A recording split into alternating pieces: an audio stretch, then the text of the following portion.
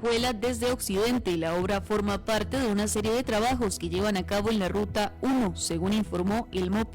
Más noticias en una hora.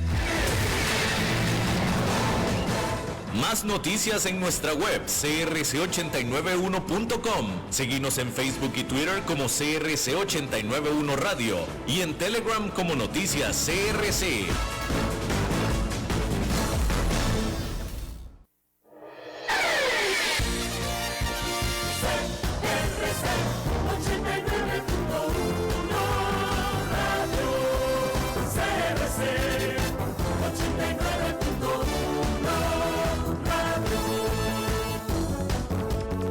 CRC 89.1 Radio y Cadena Radial Costarricense no se hacen responsables por las opiniones emitidas en este programa.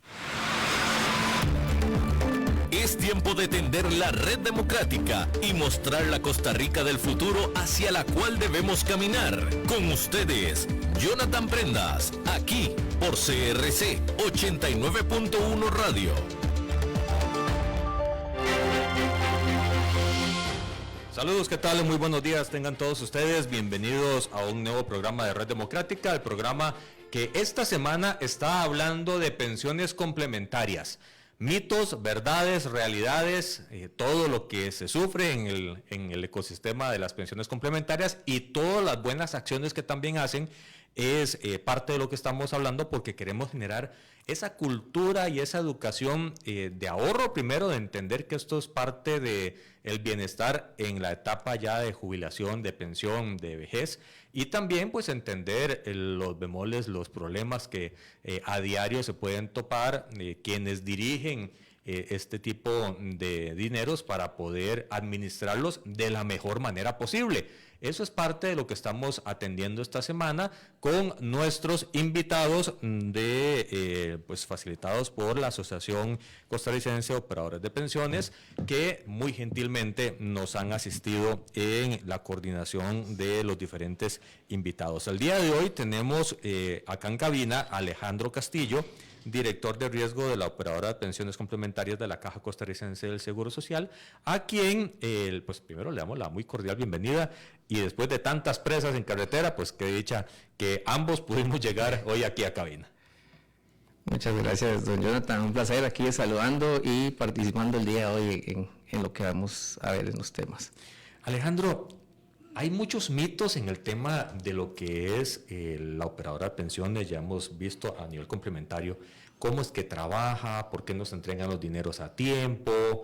Me refiero a tiempo porque la gente ahí dice, a veces dice, ya lo hablábamos en el programa, deme todo el ROP ya, apenas me pensiono, o deme toda la plata ya con intereses como si estuvieran guardados por 20 años, porque hay mucho mito en cómo es que se administra esos dineros.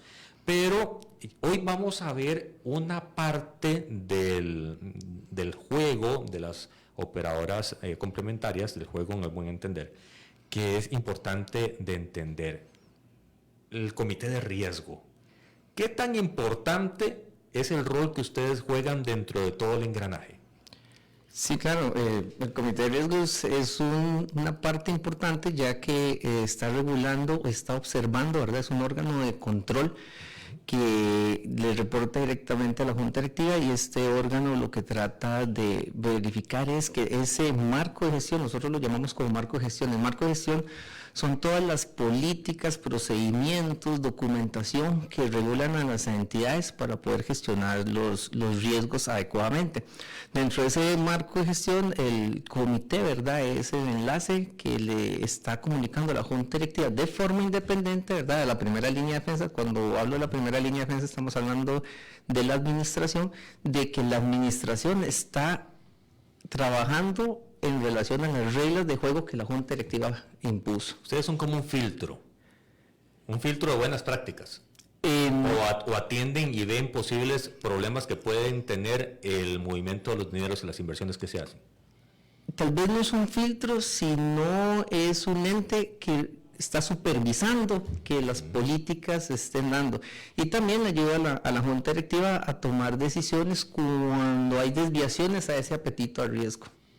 Es decir, la línea o los portafolios de inversión tienen ciertos rumbos, tienen ciertas metas, tienen ciertos propósitos, y ustedes lo que van es dando el seguimiento de que todo vaya correcto. Es correcto. Esas metas, ese rumbo que fija la administración, porque eso es un tema de la administración, está asociado a una serie de riesgos. ¿Cómo qué tipo de riesgos son los que ustedes atienden o ven o anticipan? Ok, básicamente la gestión de los riesgos en el macro se enfoca en 3 grandes categorías, que son riesgos operativos, riesgos financieros, ¿verdad? Y entre esos riesgos financieros podemos observar riesgos de mercado, riesgos de duraciones, riesgos de tipo de cambio. Vamos, ya que estás tocando esos temas a grandes rasgos, esos pilares, hay en los últimos años una infinidad de microtormentas o tormentas que se han desatado en el entorno nacional e internacional que, pues para nadie es un secreto, tiene que haber causado mucho dolor de cabeza a la hora de enfrentarlos y evitar un impacto negativo en el flujo de los dineros de los costarricenses.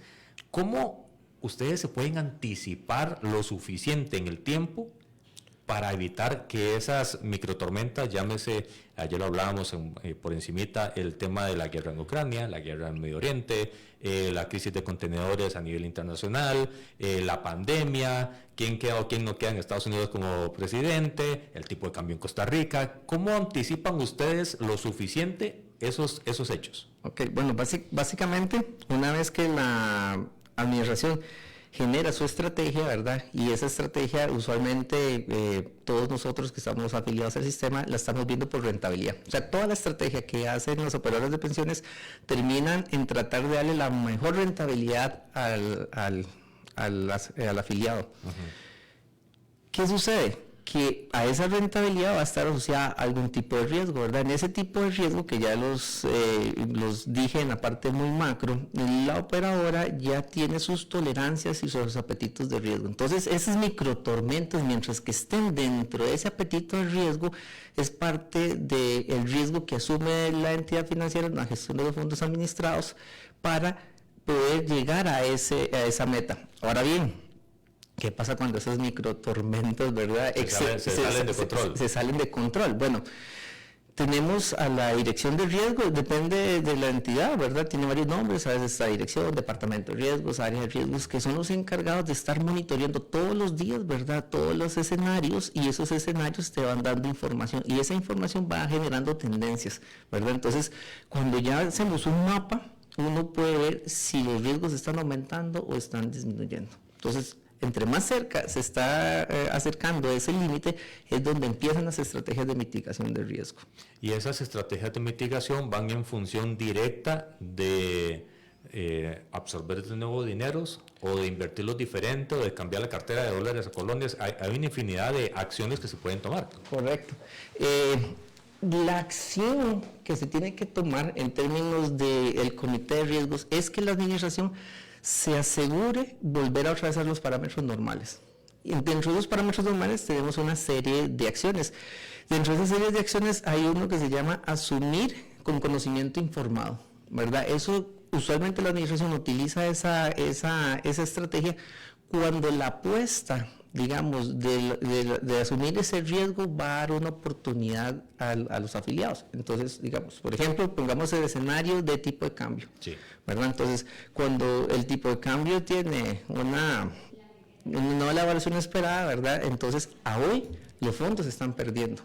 Pero dentro del análisis que puede presentar la administración, podría decir que esto es circunstancial y los afiliados van a estar 20, 30 años dentro de este fondo. Entonces, esta microtormenta que se nos está saliendo de los parámetros habituales y que hoy estemos perdiendo dinero, en 5 o 6 años, esa posición en dólares, hoy que es perdedora, podría ser una posición en dólares ganadora hace 5 o 6 años. Alejandro, esto es muy importante lo que estás diciendo porque los dineros de la gente depositados en las carteras de operadoras de pensiones complementarias no es para un rendimiento y un uso ya. La gente está acostumbrado a tener plata en la cuenta bancaria o plata en la billetera o plata hasta abajo del colchón para uso inmediato, pero este tipo de dineros que ustedes administran, si uno le hace un zoom a la línea de tiempo de 30 años que puede tener una persona trabajando en su etapa pues madura laboral, si usted le hace un zoom va a encontrar la tormenta X que se desató en tal mes o en tales meses de un año específico, pero a nivel general de la línea de tiempo completa, no debería significar mayor cambio o una desaceleración importante de los ingresos de retorno. Es correcto, esa presión es correcta, don Jonathan. ¿Cómo podemos hacerle ver a la gente que estos momentos son simplemente eso, instancias que están controladas y que pueden atenderse oportunamente? Y la respuesta es muy difícil porque es un tema de cultura, ¿verdad? Y lo volvemos a tocar, o sea, la cultura de ahorro de los costarricenses es totalmente cortoplacista, ¿verdad? Totalmente. Entonces, y ese costo de oportunidad, ¿verdad? De tener los recursos hoy contra la apuesta a futuro, de que si los vamos a obtener, ¿verdad? Usualmente en una tendencia, diría casi que normal para cualquier persona, y no ver más allá de Costa Rica, en el mundo, es consumir hoy. Es mejor consumir hoy, ¿verdad? Nuestra perspectiva, ¿verdad?, es consumir hoy de algo que en un futuro no lo vamos a poder generar. Sin embargo, la estadística y la tendencia, ¿verdad?, nos dice que la mayoría de personas llegan a su edad de pensión. Así es. ¿Verdad? Entonces... Y la superan sin problema. Sí, sí, claro, y va mucho más allá. Entonces, digamos que... por eso es que existe la reglamentación, porque si no, a hoy todo el mundo estaría solicitando el ROE, estaría solicitando su FCL para un consumo que ya lo personal. Hacen. Sí, claro. Ya lo hacen. En la etapa de la pandemia, todo el mundo quería la plata ya porque Sí. se iba a acabar el mundo a nivel general, no a nivel individual de alguna persona en concreto. Y el caos colectivo que generó una tormenta que nadie a nivel mundial había vivido antes, generó muchas preocupaciones que generaron este tipo de ideas. Así es. Y lamentablemente esas ideas, ¿verdad?, como estamos en un estado democrático, se pueden hacer realidad. Uh-huh. Y entonces, decisiones de hoy podrían estar afectando a todas las personas en un futuro, en unos 20, 30, 40 años, ¿verdad?, cuando lleguen a esa etapa de pensión y no tengan el dinero suficiente para poder gestionar. Entonces, a nivel de riesgos, eso, el comité lo ve como una microtormenta, mientras que la microtormenta esté dentro de la zona de apetito a riesgo, se asume. Si no, entonces pasamos a ese primer elemento, ¿verdad?, que es, se asume el riesgo por una decisión con conocimiento informado, que es esa apuesta a futuro que uno no hace. Si la administración considera que no es correcto, ¿verdad?, porque definitivamente, digamos, no sé, por ejemplo, el rebote del tipo de cambio es suficientemente fuerte para nunca recuperarse, ¿verdad?, entonces ahí tienen que hacer un plan de reducción de riesgos, y ese plan de reducción de riesgos es: vende una porción de ese portafolio en dólares, posiciones en esa misma porción en colones, y en un futuro, cuando salga la tormenta, vuelva a posicionarse. Pero para hacer todo ese análisis, la administración tiene que proveer información y data que esa estrategia que está tomando es una estrategia que va a dar resultados positivos. ¿De dónde viene la información que ustedes ven, que ustedes analizan? ¿De dónde la obtienen? Bueno, básicamente tenemos... al nivel del comité, toda la información fluye por la dirección de riesgos o área de riesgos. El área de riesgos es la parte operativa que se encarga de generar todo ese flujo de información para la toma de decisiones, no solo del comité de riesgos, sino prácticamente de toda gobernanza. ¿Pero de dónde la toman? Ok, el inicio es básicamente, digamos, variables macroeconómicas a nivel de país y a nivel internacional. Usamos índices de referencia que estén vinculados a las estrategias de cada uno de los fondos. Entonces no vemos todos los índices, sino vemos los índices de referencia a nivel de quién nos podría afectar. Entonces los socios comerciales más importantes de Costa Rica, entonces está viendo lo que hace Estados Unidos, cómo repercute los Estados Unidos, la Unión Europea, un poquito de Asia, un poquito de China, ¿verdad? Todos esos mega economías, al final de cuentas, van formando la estrategia y también van formando los posibles riesgos que se pueden asumir por esa estrategia. ¿Cuándo una microtormenta se sale de control totalmente, superando el apetito de riesgo? ¿En qué momentos se puede decir se nos salió de control y nadie lo vio venir? Bueno, pandemia es un ejemplo claro. Usualmente... Perdón, Alejandro, en pandemia... ¿Vieron el concepto pandemia como algo a largo plazo o lo vieron muy puntual? ¿Cómo se dio esa etapa? No, a nivel de comité se vio realmente puntual, ¿verdad? Digamos que vamos a quitar pandemia y analicemos los ciclos de crisis financieras en el mundo. todo ciclo de crisis financiera en el mundo se ha demostrado que sale, ¿verdad? Que dura un periodo y que en ese periodo se sale, ¿verdad? Entonces, digamos... Ese es el principio con el cual trabajan. Sí, correcto. Es temporal. Es temporal y digamos, cuando pasó todas estas situaciones, ¿verdad? Digamos, lo que las operadoras pedían era calma, porque es un ciclo que, aunque hay microciclos, ¿verdad? Dentro de las tendencias, a veces esos ciclos son más fuertes de lo que uno espera. Digamos, tuvimos en el 2008 la crisis de los subprime, ¿verdad? Entonces, digamos que hemos vivido en ciclos. Después de la pandemia nos cayó la guerra a Irak, ¿verdad? Y todo eso reciente, digamos, a los fondos administrados, porque prácticamente uno está a la expectativa de, con la guerra de Irak, cómo va a reaccionar el petróleo, ¿verdad? ¿Qué va a hacer Estados Unidos? Depende de lo que haga Estados Unidos. Entonces, digamos, esa porción de portafolios que están con referencia a los Estados Unidos reaccionan, ¿verdad? Y en esas cosas uno trata de estar gestionando. Y ahí es donde salen las fuentes de información. Muchas veces se hace prospectivamente, ¿verdad? Analizando a futuro qué es lo que nos podría estar pasando el día de hoy.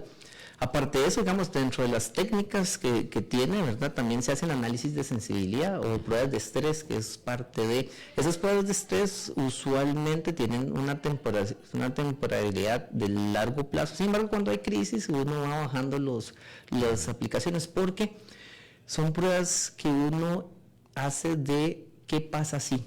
Entonces tienen que aplicarla en un estado normal, ordinario. En un estado normal, ordinario, ¿qué pasa si? ¿Verdad? Entonces, digamos, ¿qué pasa si? La pregunta que uno podría hacer ahora, bueno, ¿qué pasa si el tipo de cambio sigue cayendo? ¿Verdad? Entonces, con esa idea de general, uno empieza a analizar, bueno, ¿cuánto queremos que caiga? 450, 400, ¿verdad? Entonces ya cuando uno tiene un dato que basado en todo el análisis que tal vez da el Banco Central, ¿verdad? Digamos, las perspectivas, cómo se está moviendo el MONEX, el tipo de cambio, uno, digamos, podría llegar a escenarios que son irracionales. Por ejemplo, 300 en 3 meses es casi que imposible, pero de que llegue a 500, hay una probabilidad que llegue a 500. Con ese dato nosotros recalculamos todo el portafolio y podemos decir, ok, si el tipo de cambio baja a 500, este va a ser el efecto. Estas van a ser como las pérdidas por diferencial cambiario. Y la tasa de retorno o la tasa de nominal va a caer un tanto. Y ustedes también pueden presuponer en esos escenarios de riesgo cuánto tomaría volver a encauzar el carro. Sí, correcto. En esos escenarios de riesgo, digamos, por ejemplo, la administración, cuando uno les da las variables, la administración podría calcular perfectamente cuánto pueden llegar a volver a esa posición que tenían en ese momento. En la fotografía podría ser 7, 8, 9 meses, pero usualmente los plazos son, digamos, en este negocio, al ser tan largo plazo, 5, 6, 7 años, ¿verdad? Sigue siendo, digamos, corto plazo. Entre los 35 de la edad laboral de una persona, que es lo que no hay que perder de vista, que es lo que se está administrando, la edad total laboral de cotización. Correcto. Lo que ustedes recomiendan, ¿es de acatamiento obligatorio o es simplemente punto de referencia? No, en el comité, digamos, lo que se hace es una recomendación y usualmente esa recomendación va a la Junta Directiva y la Junta Directiva referencia esa recomendación. Podría, ¿verdad? Digamos, dentro del seno de la Junta Directiva podría, digamos, desviarse de la recomendación, pero es poco usual ver esa situación, porque recuerden que el comité de riesgos es un órgano técnico, o sea, son personas especializadas en riesgo que están tomando decisiones. ¿Quiénes están en ese comité? ¿Qué tipo de profesionales están ahí? Ok, bueno, básicamente el reglamento de gestión de riesgos pide una serie de atributos de esos profesionales. Usualmente tienen que tener conocimientos en riesgo, ¿verdad? Tener, digamos, gestión que compruebe su experiencia en riesgos en esa parte, y también hay una serie de prohibiciones por las cuales dice que usted no puede ser un miembro del comité. ¿Cómo qué tipo de...? Por ejemplo, prohibiciones que haya sido, digamos, acusado por temas de legislación de capitales, digamos, ese tipo de gestiones. Que entre en contienda con el espíritu de lo que va a hacer. Correcto, temas de conflictos de interés. Digamos, lo que ha pasado, y tal vez las experiencias que han tenido todas las operadoras, es que los miembros del comité son difíciles de encontrar, porque la única manera de tener experiencia es trabajando en banca en temas de riesgos. Entonces, los miembros del comité usualmente a veces pertenecen a otras entidades financieras, ¿verdad? Entonces hace que se achique mucho, digamos, la capacidad de tener miembros fuera de la organización que tengan esa cierta independencia. Entonces, con temas de conflictos de interés, por ejemplo, no podría ser un miembro una persona que le brinda servicios de asesoría financiera a la entidad. Entonces, digamos, ese tema de conflicto de interés se regula bastante porque al final hay un presunto hecho de que podría usted influenciar, ¿verdad?, toma de decisiones dentro del comité basado en algún beneficio que usted podría Puede obtener. ser cualquier profesional, me refiero, cualquier profesión puede ser apta para, mientras que tenga los requisitos.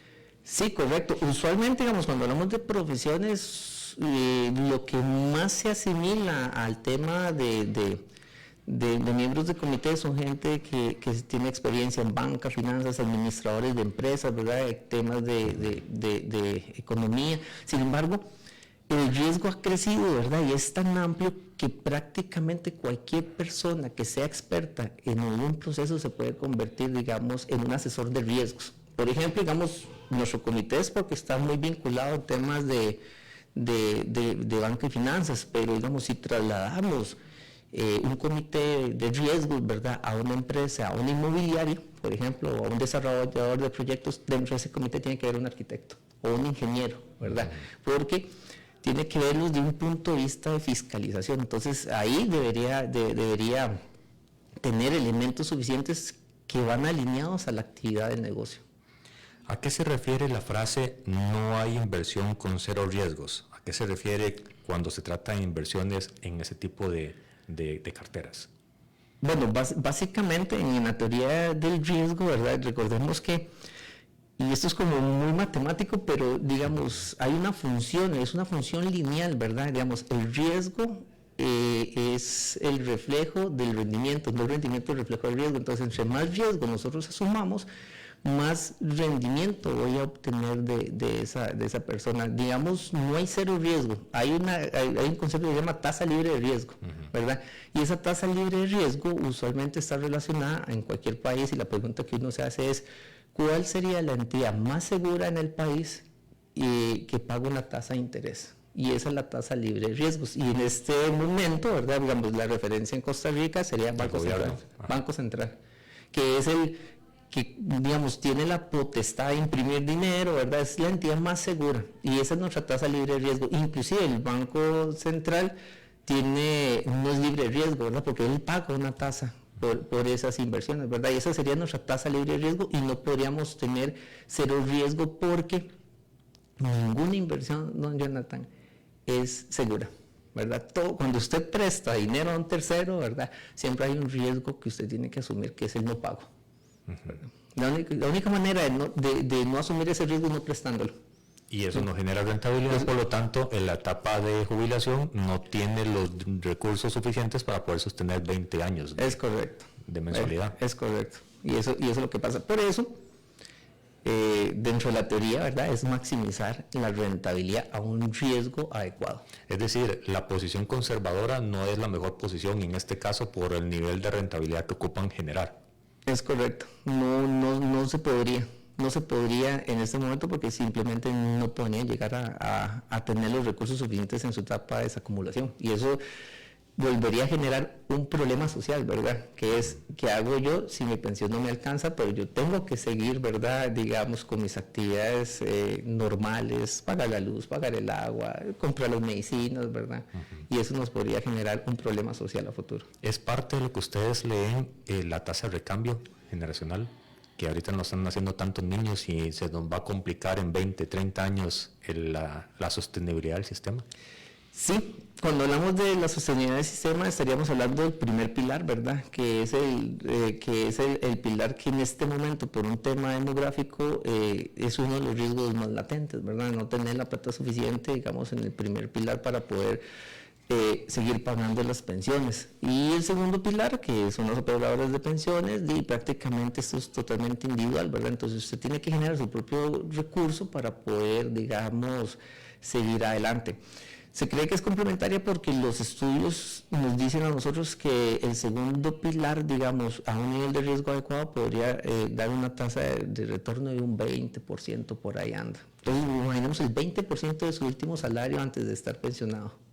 Eso es lo que ustedes están generándole con el portafolio de inversiones que están haciendo. Aproximadamente, esa es la meta. Esa es la meta, digamos, en este momento la tasa de retorno no está tan alta, ¿verdad? Porque hemos ido madurando como sistema, ¿verdad? El sistema apenas tiene 20 años y volvemos al tema del largo plazo, ¿verdad? 20 años es muy poco para, digamos, dar fe de que el sistema esté gestionándose correctamente. Chile, que es el que tiene más tiempo, digamos que todavía es un sistema que uno podría decir que está llegando a su madurez. Cuando hablamos de madurez del sistema, es que se ocupan 35 años para que los flujos ya recolectados hayan sido invertidos, la rentabilidad esté generándose y podamos tener un retorno seguro. Sí, aproximadamente. Eso es lo que uno calcula como unos 30, 35 años. Ya digamos, cuando usted está 35 años dentro del sistema, ya usted debería estar viendo una tasa de retorno adecuada. ¿Y cómo podemos saber el nivel de seguridad o de madurez que tenemos en este momento, no tomándolo por línea de tiempo de 20 años, sino por ejecución de cartera? Ok, las técnicas que estamos usando ahora, bueno, básicamente es el tema de, bueno, cuánto estamos generando, cuánto es el ahorro promedio, y nosotros a ese ahorro promedio agarramos la edad promedio de los afiliados y hacemos una desacumulación. Y ahí nos damos cuenta, ¿verdad? Digamos, si estamos cerca o estamos largo.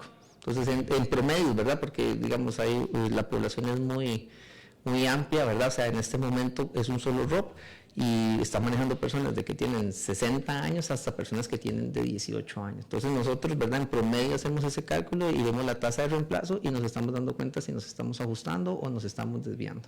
Y en este momento todo va bien. En este momento, bueno, estamos en este gran cambio, ¿verdad? Que es a fondos generacionales, ¿verdad?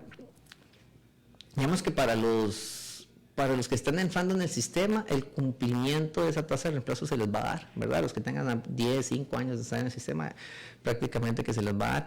A los que están, digamos, ya en su etapa de madurez, que están recibiendo su pensión, o tal vez les queda 5 años, tal vez a ellos sí no le estemos llegando a ese cumplimiento. Porque empezaron tarde. Sí, porque entraron en un momento en el sistema, ¿verdad? Ya tenían años laborados que no lo usaron para cotizar en este sistema. Es correcto, sí. Y no es porque se haya hecho mal ejecución de la cartera. No, correcto. Es un tema de momentum a la hora que entraron a todo el sistema como tal, ¿verdad? Que esto se dio alrededor del 2020, perdón, en el 2000, básicamente. ¿Cómo se pueden clasificar los distintos riesgos? ¿Cómo podemos entenderlos desde un punto de vista no técnico? Qué buena pregunta. Porque supongo que hay distintos y diferentes formas de verlo y de entenderlo, pero en el diario vivir de ustedes, que es casi que normal como todo lo que ven, ¿cómo lo podemos traducir al día a día de la gente? Perfecto.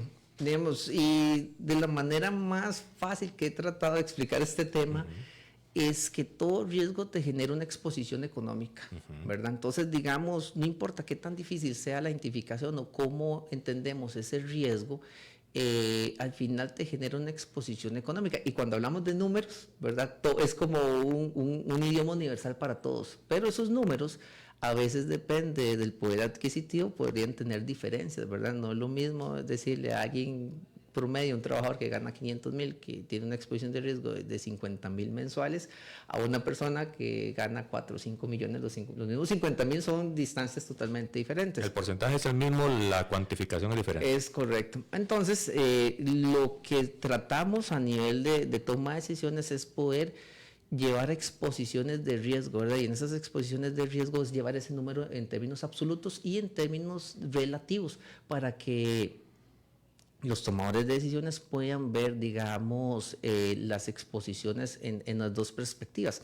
Por ejemplo, digamos, doña Nathan, usted y yo vamos a ver las exposiciones de riesgo que tienen los fondos administrados y decir que nosotros asumimos miles de millones en exposición de riesgo prácticamente es imposible, pero a nivel del fondo a veces representa el 0.2% del fondo. Entonces es una exposición relativamente baja cuando hablamos de millones de colones, ¿verdad? Entonces esa es como tal vez el número que todos nosotros podemos reconocer como una exposición de riesgo. Es una posible pérdida que podemos asumir por la gestión de los activos. ¿Tenemos la cultura financiera en Costa Rica para entender eso, asumirlo y ponerlo en práctica? A nivel de la población, no. Digamos que, y es como un concepto, ¿verdad?, que se genera cuando uno entra a cualquier negocio. No me voy a hablar de pensiones. Cuando uno entra a cualquier negocio siempre quiere ganar. Y ganar ya. Y nunca quiere perder, ¿verdad? Pero la teoría nos dice que cualquier actividad que hagamos tiene un posible riesgo, ¿verdad? Dentro de un análisis de riesgo, ¿verdad?, en ese mapeo inicial de riesgos, cualquier actividad, digamos, no hablemos de actividad financiera, cualquier proyecto tiene un riesgo. Entonces, lo que uno tiene que mapear es el peor riesgo posible. Y entonces la pregunta que uno se tiene que hacer individualmente es, ¿acepto o no acepto ese posible peor riesgo? Si la respuesta es no, don Jonathan, no hay que meterse en ese negocio, ¿verdad? Entonces, digamos, es como... De capacidad de tolerancia. Es correcto, esa tolerancia. Digamos, no sé, un familiar llega y te pide 100,000 colones. Entonces, la pregunta que uno es, ¿usted está dispuesto a perder los 100,000 colones? Si la respuesta es no, no los preste. Si usted dice sí, entonces, digamos, usted sigue, digamos, gestionando. No significa que los va a perder, pero sí significa que tiene la disposición para poder jugar. Es correcto. Entonces, ¿cómo nos aseguramos para no perderlo? Empezamos a incorporar controles, ¿verdad? Entonces, digamos, ya tengo los 100,000, quiero prestarlos, se los voy a prestar a mi familia, pero también, digamos, estoy dispuesto a no perderlos. Iniciamos con procesos de garantía, ¿verdad? Entonces, este es un tema como gestión de crédito, ¿verdad? Entonces, los bancos son expertos en temas de garantías, en temas de colaterales. Entonces, uno va pidiendo, ¿verdad?, digamos, quién es esa persona, tiene la capacidad de pagármelos en el tiempo prudencial, tiene la capacidad de pagarme esa cuota. Entonces, ahí es donde entra la segunda fase, pero la primera fase siempre va a ser un sí o un no.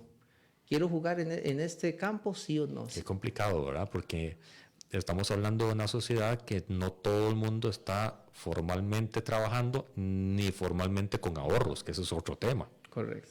Entonces, el disponer de plata sí es complicado, y eso lo hace más complicado entender todo lo que ustedes hacen, porque es como que un idioma diferente. Totalmente. Y aquí tal vez, digamos, uno que tiene retroalimentación, ¿verdad?, de los afiliados, es que lamentablemente nosotros tomamos de las decisiones por ellos, ¿verdad? Digamos, al no tener ese conocimiento tan especializado, ¿verdad?, entonces las operadoras de pensiones toman la decisión, ¿verdad? Entonces vamos a ir a jugar a Estados Unidos, sí asumimos ese riesgo y nos vamos para Estados Unidos, o compramos un poco de Europa, o estamos viendo Asia, y esas decisiones que tal vez le van a permear al afiliado en términos de tasa, ¿verdad? Digamos, el afiliado no tiene la potestad de decir, ¿verdad?, que no quiero estar en ese país, no quiero estar en esa geografía, no quiero tener esa exposición, ¿verdad? Al final, digamos, esos expertos, por eso es que el tema es tan difícil, ¿verdad? Los expertos están del otro lado y por ende, digamos, son los que toman... Ven números. Ven números y toman decisiones. El tema es no ver corazones, porque si no, ahí todo el mundo lo piensa 1000 veces y se pasan las oportunidades de inversión. Es correcto. Y, digamos, y si uno no toma una decisión financiera desde el corazón, y basado en lo que hemos hablado, básicamente todos serían súper conservadores. Y caemos en el problema que si somos súper conservadores no alcanza la plata. Por lo menos para la proyección de retribución que se está generando. Es correcto. Entonces, al final de cuentas, para poder llegar a algún lado hay que asumir algún tipo de riesgo. Los dineros de las operadoras de pensiones complementarias, ¿en qué nivel de riesgo están? ¿A qué tan sensible es el uso de esos dineros? Bueno, yo diría que por los tipos de activos financieros que se tienen en este momento, ¿verdad? Digamos, básicamente lo que tenemos son bonos, fondos de inversión, tenemos en términos generales unos que se llaman ETFs y otros que se llaman UCITS. Son canastas, digamos, que son muy diversificadas, ¿verdad? Entonces, prácticamente muchas de las operadoras, uno podría decir que están asumiendo riesgos de mercado, ¿verdad? O sea, que es como, en la teoría de riesgo sería como el riesgo, la exposición del riesgo total, digamos, son riesgos de mercado. Algunos podrían, digamos, asumir un poquito más, un poquito menos, pero digamos, en términos generales de todos esos productos y productos riesgosos que existen, las operadoras manejan, digamos, una cartera que yo desde mi punto de vista diría que de conservadora a moderada. No podría decir que es una cartera riesgosa porque no tenemos, bueno, y la normativa no lo permite, ¿verdad? No tenemos bitcoins, una serie de instrumentos de alta volatilidad que generan altos retornos, digamos, eso es prácticamente prohibido por los lineamientos de la superintendencia, ¿verdad? La superintendencia también va cuidando, digamos, el rumbo de de para dónde quiere ir y las exposiciones que hay. ¿Cuál es la función de la SUPEN? Supervisar el sistema. Uno de los grandes, objetivos de la superintendencia es que el sistema perdure en el tiempo, ¿verdad? Y digamos que como buen padre de familia, se tiene que cuidar a su hijo lo máximo que pueda, poniéndole reglas que a veces uno, ¿verdad? Del lado del hijo podría ser que son absurdas, que no va a pasar nada, pero como buen padre de familia... Está previendo. Está previendo, digamos, que no sepa o no maneje o no sepa, digamos, al tipo de gestión que se está incorporando. Y en ese aprendizaje, también como buen padre de familia, aprende a liberar. Digamos, el reglamento a hoy de inversiones es totalmente el reglamento de hace 20 años. Hace 20 años era ese papá restrictivo. Totalmente restrictivo, ahora es un papá moderado, ¿verdad? Donde siempre hay nos. Te dice, no puedes hacer esto no lo puedes, si quiere hacer eso, usted tiene que comprobarme a mí que tiene capacidad, idoneidad, no solo en la parte operativa, en gobernanza, en los tomadores de decisiones, y cuando usted me confirma que tiene todo eso, lo dejo, y hay otras etapas donde dice, no, efectivamente este producto no va todavía. Qué complicado, porque ese entender de voy soltando la rienda, a veces, supongo, las operadoras dicen, suéltemela más rápido porque hay oportunidades que se nos pueden estar pasando. Es correcto. Y eso va pasando, digamos, y ha pasado, ¿verdad? Y más cuando podemos comparar, ¿verdad? Con tanta información que hay ahora, ¿verdad? Entonces uno se va al sistema de México y ve los límites de México y son totalmente, digamos, márgenes súper amplios, se va a Colombia, ¿verdad? Entonces uno va viendo las evoluciones de los otros sistemas y uno a veces quiere más, ¿verdad? Porque al final... Lo más importante es poder dar esa tasa de reemplazo mayor que uno anda buscando, y a veces por las mismas jurisprudencia tal vez no se puedan alcanzar en este momento. ¿La SUPEN atiende solicitudes de las operadoras de liberarse más o de repensar directrices o de regenerar los reglamentos? Sí, claro, la superintendencia siempre ha sido muy abierta en ese tema. Uno de los grandes temas, ¿verdad? Como trabaja la superintendencia es que demuéstreme, ¿verdad? Demuéstrame. Entonces, digamos, uno tiene que mostrar muchas veces, ¿verdad? Mediante documentación, por qué es que usted quiere liberar ese límite, ¿verdad? A veces, ¿verdad? Y esa es una a veces función de ACOP, ¿verdad? Llega en bloque, ¿verdad? ACOP y puede trabajar. La asociación de operadores de pensiones. Correcto. Y si no, a veces internamente uno podría, digamos, solicitar esa información abiertamente la superintendencia, ¿verdad? Como otra vez, como buen padre de familia, dicen, es que ustedes nunca han solicitado las cosas, ¿verdad? Entonces uno también como en esa parte de la relación de este negocio, a veces uno tiene que también solicitar, mira, estamos viendo que este límite es un poco restrictivo, este otro límite, mira, no hay una diferenciación y el producto sí tiene diferenciaciones a nivel de riesgo. Entonces uno también, digamos, de nuestra parte también tenemos que hacer el esfuerzo para mejorar, digamos, esa apertura de límites. Sin embargo, la experiencia nos dice, ¿verdad? Y como la superintendencia también fluye, es viendo los modelos internacionales y, digamos, va incorporando, digamos, sin que uno solicite, va incorporando nuevos tipos de inversiones, ¿verdad? Y a veces son mucho más flexibles.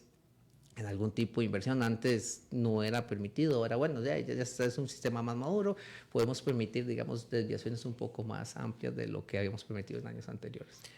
¿Factores sociales del país o de la región afectan los análisis que ustedes hacen? Pongo un par de ejemplos. El tasa de violencia o de inseguridad que pueda tener el país y tasa de pobreza que tiene la región. ¿Eso afecta los condicionantes, las métricas que ustedes hacen? Directamente, digamos, en esos dos factores podría decir que no, pero uno podría empezar a ver si esas dos variables, ¿verdad? Esas dos hipótesis podrían afectar tal vez las macrovariables que nosotros estamos observando. Por ejemplo, generación de empleo, ¿verdad? Podría que esas dos desencadenen en generación de empleo. Y atracción de inversiones. Y atracción de inversiones. Digamos, si podemos hacer ese link, entonces uno podría hacer que esas son causales, digamos, de que tal vez el sistema no crezca o que las personas no tengan el dinero suficiente, ¿verdad? Porque entonces, digamos, temas que uno ve operativamente, ¿verdad? Está esta persona que estuvo 15 años trabajando y después se quedó sin trabajo y ya no volvió a aportar, ¿verdad? Entonces se queda con una fotografía de 15 años solo trabajando la inversión del monto que se tenga. Y para que esto funcione tiene que haber dos flujos de crecimiento del saldo administrado, que es vía rendimiento y vía aporte. Si no hay aporte, lo más probable es que no haya poder, digamos, vía rendimiento no te va a dar la capacidad suficiente para poder tener una tasa de retorno digna. Y ustedes trabajan sobre los aportes que por ley están, no se generan algún tipo de sensibilización social para hacer aportes extraordinarios, voluntarios. Sí, digamos que la ley tiene dos productos, ¿verdad? Uno es la pensión voluntaria, ¿verdad? Que nace para este tipo de situaciones, ¿verdad? Cuando las personas son suficientemente conscientes y saben que inclusive por ley el ROP no va a ser suficiente, entonces, digamos, uno como responsable de su propia vida tiene que alistarse para ese periodo de vejez y crear lo que es la pensión voluntaria, ¿verdad? Entonces la pensión voluntaria tiene toda una reglamentación por el cual usted da dinero voluntariamente y se empieza a trabajar.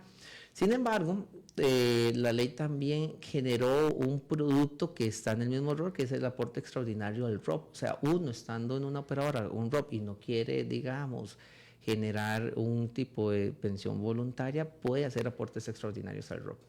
Sin problema. Sin problema. Ahí, digamos, ventajas que uno es que por lo menos usted ya tiene una base. Digamos, usted ya ahorró un tiempo, entonces su base de ahorro no es el primer aporte como el voluntario, ¿verdad? Pues, digamos, tenés que esperar 5 o 6 años para tener un saldo ligeramente, digamos, mediano para poder seguir invirtiendo. En cambio, en el ROP usted ya entra, digamos, aporte extraordinario, un aporte basado en un ahorro que ya tenía con anterioridad. Entonces, digamos, no es lo mismo generar rentabilidad de 1 millón a generar rentabilidad de 6, 7, 8 millones que ya tenía ahí. ¿Qué puede producir un parón del sistema? Bueno, nosotros lo analizamos como riesgo sistémico, ¿verdad? Digamos que, digamos, la peor data que tenemos hasta el momento de los últimos 20 años fue el COVID, ¿verdad? En temas de desempleo, aunque, digamos, el fondo que más se golpeó fue el FCL porque está diseñado para el tema de desempleo. Cuando usted queda cesante, ¿verdad? Tampoco le está aportando el ROP, ¿verdad? Entonces, todas esas personas ahí también se vieron afectadas en el ROP. El tema del ROP, como es de largo plazo, la gente no ve, digamos, inmediatamente el problema de no haber aportado durante 18 o 20 meses. Pero inclusive así, digamos, con esa gestión, ¿verdad? Digamos en ese escenario tan estresante, digamos, el sistema siguió funcionando, ¿verdad? Las personas que estaban seguían aportando. Podríamos decir que tal vez fueron las reducciones, ¿verdad? O los movimientos adversos más importantes que hemos visto a nivel de la industria. Alrededor de un 20% fue la contractura que hubo, ¿verdad? En el tema de los rendimientos, en el saldo de administrado. Y vimos, ¿verdad? Muchas noticias, ¿verdad? Con relación a las pérdidas. Y sí sabíamos que los más afectados eran los pensionados de ese momento, ¿verdad? Digamos, los que todavía les quedan 10, 15 años, digamos, este momento no fue importante más que lo que vieron en el estado de cuenta, digamos, de las reducciones, ¿verdad? Que tal vez eso genera algún tipo de riesgo reputacional, pero los pensionados sí, digamos, fueron los que recibieron el golpe más fuerte de esa reducción. Ese riesgo reputacional es complicado de manejar. Complicado y dificilísimo de poder poner una exposición. Si habíamos dicho que una exposición de riesgo es en términos monetarios, ¿verdad? Es dificilísimo poder ponerle un precio a una materialización de riesgo reputacional, ¿verdad? No sabemos, ¿verdad? O es difícil de cuantificar cuánto nos puede costar a nosotros la persona que salió, digamos, en en cámaras diciendo, ¿verdad?, que no tenía plata para poder, digamos, comprar la leche, digamos, comprar las medicinas. El efecto bola de nieve. El efecto bola de nieve, digamos, es sumamente difícil, digamos, poder permear y decir, mira, por riesgo, Jonathan, por riesgo reputacional, usted está expuesto a 15 millones de colones. Es sumamente difícil. O sea, se tratan de hacer las técnicas, pero es un riesgo más cualitativo que cuantitativo, ¿verdad? Entonces es difícil, pero sí, digamos, todas tuvieron exposición a riesgo reputacional en ese momento, ¿verdad? De una gestión que era una microtormenta para el fondo, pero con consecuencias relativamente altas, con exposiciones, ¿verdad? Con todo lo que vimos, ¿verdad? Con cambios de la misma ley, ¿verdad? Esas oportunidades que se dan, digamos, cuando la gente no está cómoda con la reglamentación existente. Los comités de riesgo de las distintas operadoras deberían de manejar toda la misma información. A nivel de macroprecios, ¿verdad? Lo que hablamos de las variables macroeconómicas, sí. El input es igual, cómo se maneja es diferente y cómo se recomienda otra cosa. Es totalmente diferente. Entonces, digamos, aunque todos tengamos un sistema de gestión de riesgos, todos los sistemas de gestión de riesgos son totalmente diferentes, aunque todos estemos en la misma industria. Entonces, todas las operadoras, digamos, si nos empezamos aquí, todos los directores de riesgos, a ver cómo manejamos las situaciones, vamos a encontrar que el input es igual, la transformación de esa información es diferente y la toma de decisiones es diferente. ¿Cómo se puede medir cuál es la que lleva la razón? Por la ejecución de la práctica del portafolio o hay otra métrica? En esto, digamos, este mundo tiene muchas normas, ¿verdad? Entonces, digamos que si uno aplica bien las normas, usualmente todos deberíamos ir por el mismo resultado. Podemos tener discrepancias, pero todos deberíamos estar viendo lo mismo. Y la base, digamos, de la gestión de riesgos a nivel del mundo, digamos, la norma es la ISO 31000. Esa ISO lo que nos dice es el ABC de cómo tenemos que nosotros trabajar. Si todos adoptamos la ISO 31000, aunque tengamos factores diferentes, podríamos estar viendo, digamos, resultados muy parecidos, ¿verdad? Digamos, es como que todos los comités están preocupados por la valorización del tipo de cambio y que un comité de otra entidad financiera diga que no, que va a haber devaluación. ¿Qué tan importante es el tipo de cambio hoy? Digamos que a nivel de los fondos sí es importante. La mayoría de las operadoras andan arriba del 20-25% de moneda extranjera, ¿verdad? Ya es solo el efecto de tipo de cambio podría generar minusvalías o plusvalías dentro de digamos, los estados financieros de los fondos administrados. Entonces sí es importante, es una variable bastante importante.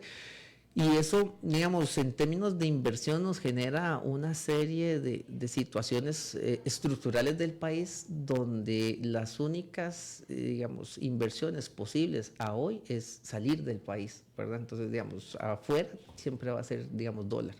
Y para poder, otra vez, volvemos en el conflicto del objetivo general, que es maximizar la rentabilidad. Y el tiempo. Entonces, digamos, salir de Costa Rica, porque las inversiones en Costa Rica son ligeramente mínimas, ¿verdad? No hay un portafolio amplio, ¿verdad? Y este ahorro que tienen las operadoras es extremadamente grande. Sin embargo, al no haber inversiones dentro del país, prácticamente en función de maximizar esa rentabilidad, tienen que salir. Entonces, cada vez que salen, ¿verdad? Aunque la rentabilidad del instrumento sea positiva, ¿verdad? Digamos, el instrumento podría rendir un 10, 15%. El tipo de cambio, ¿verdad? Podría comerse toda esa rentabilidad y ponerlo hasta en números rojos. Por eso hay que tener paciencia. Sí, correcto. Por eso hay que tener mucha paciencia. Alejandro, estamos llegando a la parte final del programa. Agradecerte por toda la explicación. Y si te entiendo bien, las personas tienen que tener paciencia y confiar en el sistema, porque todo está en este momento, todo va caminando sobre ruedas según la proyección planificada y las expectativas de los portafolios gestionados. Así es. Y recordarles a todos que las operadoras no toman decisiones por ocurrencia, ¿verdad? O sea, son decisiones que están planificadas, que siempre van a buscar, digamos, el propósito es buscar el mejor retorno posible, asumiendo los riesgos adecuados. Y cuando se salen de esos riesgos, también tenemos políticas, lineamientos, donde la operadora se autorregula para volver a esos principios de riesgo que se querían obtener. Entonces, digamos, ese es el manejo. Como siempre, digamos, en estos vaivenes económicos, ¿verdad? A veces estamos por debajo, a veces estamos por encima, pero cuando se sale, digamos todas las operadoras, así ha sido educado el sistema, ¿verdad? Digamos, eso es uno de los objetivos que la superintendencia ha tenido. Nos dice autorregúlense y entonces vuelvan a caer a ese nivel de riesgo adecuado. Muchísimas gracias, Alejandro. Un placer, doña. Y gracias a todos los que han estado en sintonía de la 89.1 FM para todo el país y en plataformas digitales. En unos minutos ya el programa va a estar siendo colocado en el canal de YouTube de Red Democrática. Mañana un nuevo programa, hablemos de pensiones complementarias acá en Red Democrática.